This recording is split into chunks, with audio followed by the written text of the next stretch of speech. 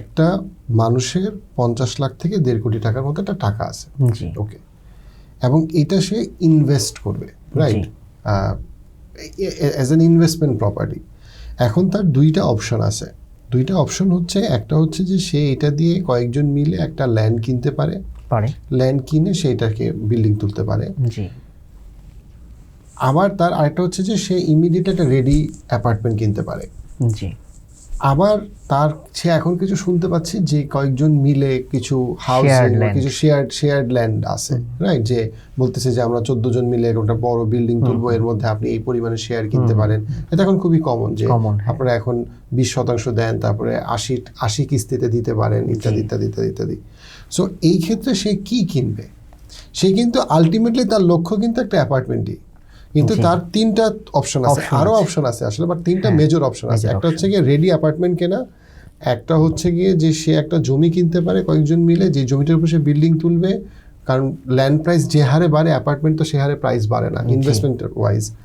আর 3 নম্বর হচ্ছে যে ওই রকম একটা স্বপ্নে ইনভেস্ট করা, যে আমরা মানে 40 জন মিলে আমরা একটা হাউজিং করতেছি, সেই ক্ষেত্রে মানে কোন দিকে যাওয়া উচিত? জি, এখানে একটা বিষয় অবশ্যই ট্রু, যে প্রথমে এটা বলি যে একটা বিষয় ট্রু, যে আমি যদি একজন ডেভেলপারের কাছ থেকে কেনার চেয়ে যদি করে নিতে পারি কোনোভাবে, আমার যদি সঠিক পদ্ধতিতে সঠিক পথে হেঁটে আমি যদি সঠিকভাবে করে নিতে পারি, তাহলে এটা অবশ্যই কস্ট ইফেক্টিভ হবে।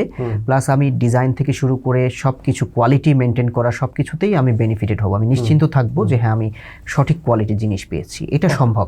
কিন্তু এখানে একটা বিষয় আছে যে মানে একজন ব্যক্তি কেনার ক্ষেত্রে, একটা ফ্ল্যাট বা প্রপার্টি কেনার ক্ষেত্রে কিন্তু তার ব্যক্তিগত জায়গা থেকে অবশ্য এই বিষয়টা ডিফার করতে পারে যে সে আসলে কোন দিকে যেতে পারে। সে ফর এক্সাম্পল ধরেন যে একজন মানুষ দেশের বাইরে থাকেন, উনি ওখানে 25 বছর কাজ করেছেন, এখন সে দেশে চলে আসতে চায় কোনো কারণে।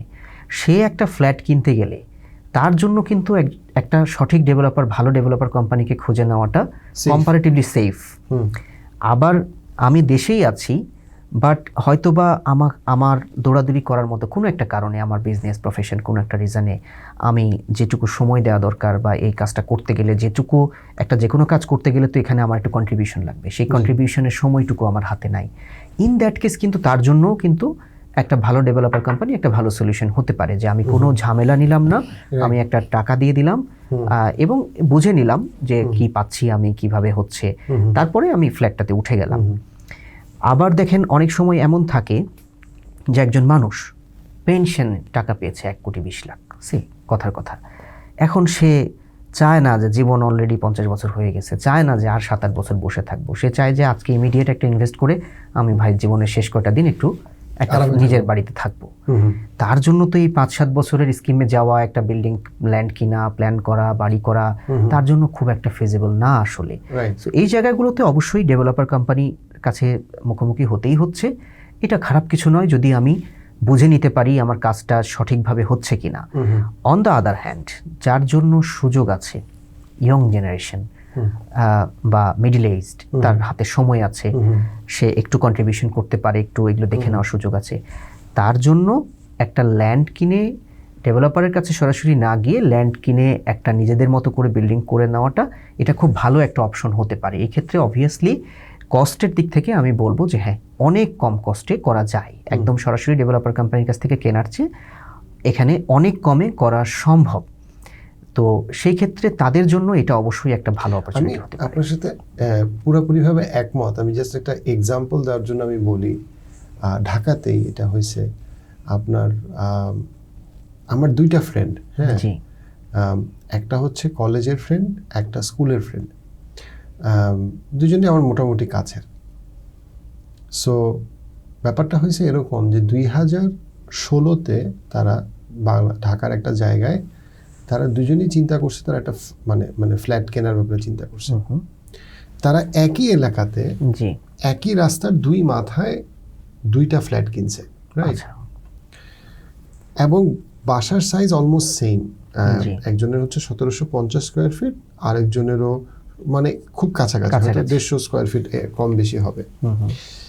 আপনার জাস্ট একই রাস্তার মধ্যে একজনের ওই অ্যাপার্টমেন্টটা কিনতে লাগছে 1.5 কোটি টাকা, একজনের লাগছে হচ্ছে কি আপনার 95 লাখ টাকা।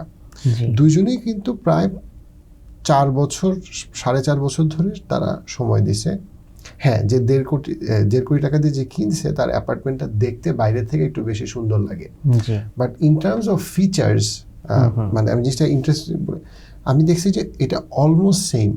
পার্থক্যটা কোথায়? এই যে একটা একই রাস্তার মধ্যে দুই পাশে একজনের যে 1.5 কোটি টাকা, আরেকজনের যে 95 লাখ টাকা লাগলো, যে প্রায় 1/3 বেশি কম লাগলো, এর কারণ এই 55 লাখ টাকা সে কেন বাঁচাইতে পারছে? ইটস সিম্পলি বিকজ তাদের সোশ্যাল প্রোফাইল একই রকম। তো ইটস বিকজ যে 95 লাখ টাকা দিয়ে করছে সে চিন্তা করছে যে আমরা 5-6 জন মিলে প্রকিওর করে আমরা এটার উপরে করি। তাদের মধ্যে একজন সিভিল ইঞ্জিনিয়ারও ছিল, একটা আর্কিটেক্ট ফ্রেন্ডও ছিল, তারা মিলে করলো।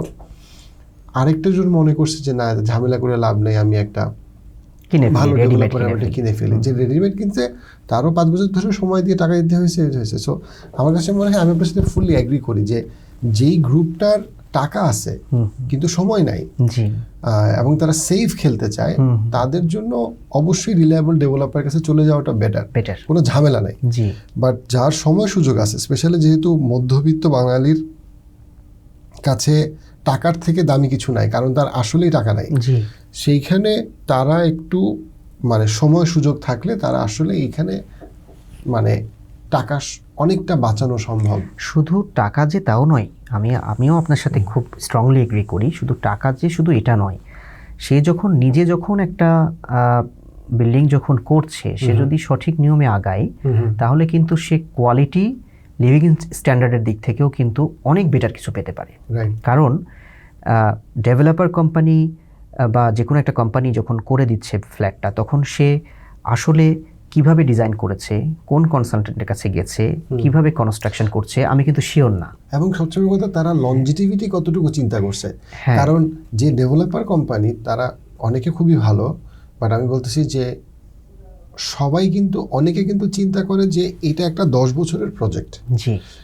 যে আমি জমিটা প্রকিওর করছি, বিল্ডিংটা তুলছি, আমি 2 বছরের মধ্যে সব ফ্ল্যাট বিক্রি করে আমি এক্সিট করবো। সে যা কিছু ফিটিং দিচ্ছে তার চিন্তাটা কিন্তু এটা যদি 10 বছর টেকে, that is more than enough.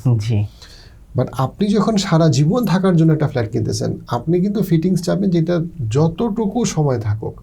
So সেই জিনিসগুলোও কিন্তু অনেক ক্ষেত্রে মানুষ বাইরের চাকচিক্যটা দেখে, বাট মানুষ ভিতরের ঢুকতে চায় না। অনেকে দেখা গেছে যে আপনার বাট এটাও তো সত্যি পাশাপাশি যে অনেকে এখন বাংলাদেশে যেটা প্রচুর হচ্ছে যে স্বপ্ন ভিলা, হ্যাঁ, স্বপ্ন বাড়ি, স্বপ্ন যাত্রা, 40 জন মিলে একটা অ্যাপার্টমেন্ট, প্রচুর। আমার কাছে অন্তত 60টা প্রপোজাল আছে এরকম, যে খুব অল্প দামে একটা শেয়ার কিনো, 7 বছরের মধ্যে আমরা 30-40-50 জন মিলে কিনবো, অ্যান্ড এখানে এরকম বিল্ডিং হবে, আপনি এটা পাবেন খুব অল্প দামে, হয়ে যাচ্ছে। এগুলা কতটুকু রিলায়েবল বা কতটুকু নির্ভরযোগ্য আপনার এক্সপিরিয়েন্সে? যেটা ডেভেলপার কোম্পানি না, কিন্তু এটা জাস্ট একটা উদ্যোগ নিছে। রাইট, এগুলো খুব প্রচুর পরিমাণে এখন এই ধরনের উদ্যোগ। তো এই জায়গায় আমার অনেক কিছু বলার আছে আসলে। This podcast episode is sponsored by food and flavours. Food and flavours না থাকলে আমি জানতামই না যে আমিও অসাধারণ রান্না করতে পারি। আমার কখনোই রান্না করা হয়নি, এবং ফুড অ্যান্ড ফ্লেভার্স আমার মতো ব্যস্ত মানুষদের জন্য এমন একটা মিল কিট নিয়ে এসছে, যে মিল কিটের সব কিছু ফ্রেশ, অর্গ্যানিক, এবং আমি উইদিন 10 to 20 মিনিটসে আমার বিজি লাইফের মধ্যে কিন্তু আমি কুক করতে পারছি। আইটেমগুলো আপনারা ট্রাই করতে পারেন। I am sure you will love it. নিচের লিঙ্কটা ক্লিক করবেন আরও ডিটেলসের জন্য। যেমন প্রথম পয়েন্টটাতে আসি, যে যখন ডেভেলপার কোম্পানির ক্ষেত্রে ফার্স্টের কথাটা বলছিলেন, ওই ক্ষেত্রে আমি একটা জিনিস বলি, যে রিলায়েবিলিটির জায়গা থেকে, যে আমার প্রজেক্টের ক্ষেত্রে অনেক এরকম হয়েছে যে ক্লায়েন্ট এসে বলতেছে যে শফিক ভাই, ওনার বাসাও তো 7 তলা, আমার বাসাও তো 7 তলা, আমার কলামগুলো এত মোটা কেন, এত বড় কেন, এত বেশি রড কেন লাগতেছে, কই ওনারটাতে তো রড লাগতেছে না। এই যে একটা বড় একটা ঘটনা, যে দেখেন একজন প্রপার কনসালটেন্ট যদি ডিজাইন করে, সে এটা রড, কলামের সাইজ, এভরিথিং, এটা কিন্তু যতটুকু দরকার ততটুকুই দিবেন, কমও দিবেন না, বেশিও দিবেন না। কারণ স্ট্রাকচারের ক্ষেত্রে একটা থাম্ব রুল হলো বেশি দিলেও এটা খারাপ। আমি যদি মনে করি যে আমার ছাদে রড এতটুকু আছে আর একটু বেশি দিয়ে দিলাম, এটাও খারাপ, এক্ষেত্রে স্ট্রাকচার উইক হয়ে যাবে। সো একজন ভালো কনসালটেন্ট যে ইথিক্স মেনটেন করে কাজ করে, সে কিন্তু প্রপার অ্যানালাইসিস করে নমিনালটা দিয়েছেন, মানে যেটা কমও না বেশিও না।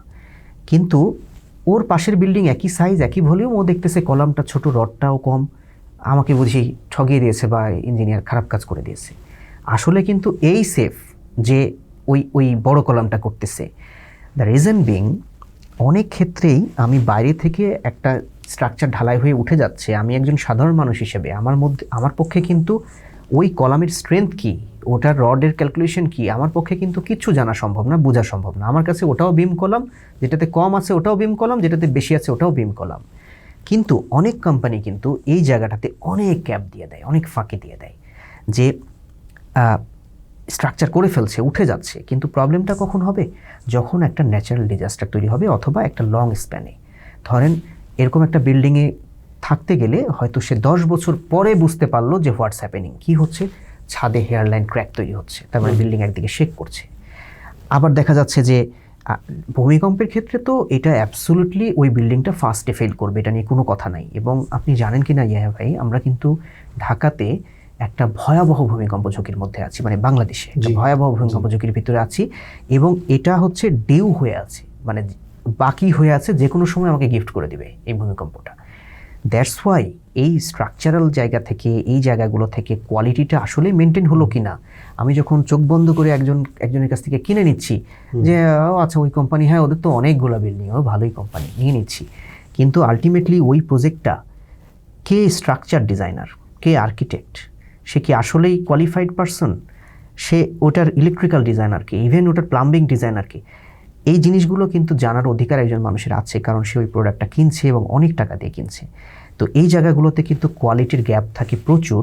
যেহেতু আমরা এই ধরনের একটা প্রোগ্রাম যেহেতু মানুষের জন্য করছি, সো এই পয়েন্টগুলো হয়তো মানুষকে জানতে সাহায্য করবে যে আমার এই জায়গাগুলো দেখার প্রয়োজন আছে, জানার প্রয়োজন আছে, কারণ এই গ্যাপটা আমরা দেখতে পাই না, এটা বোঝা যায় অনেক লং স্প্যানে গিয়ে অথবা একটা ডিজাস্টার হলে।